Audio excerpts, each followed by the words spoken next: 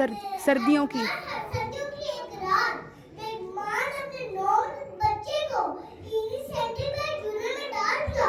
उस बात से मुझे क्या तेरी मम्मी तो सताई नहीं, इस बच्चे की सुनाएंगे नहीं तो बताते हैं मम्मी से बोली माँ मैं पेट की भूख बर्दाश्त कर सकती हूँ, लेकिन बच्चे का भूख से जितना हमसे देखा न गया।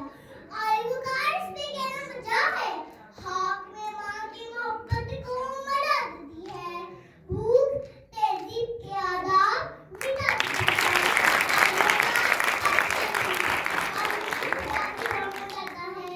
इसका मकसद राजनीति पर काबू पाना है ताकि हम एक ऐसी दुनिया बना सके जहाँ हर किसी को बेदाई से तड़फड़ा ले और कोई कभी ये रहे।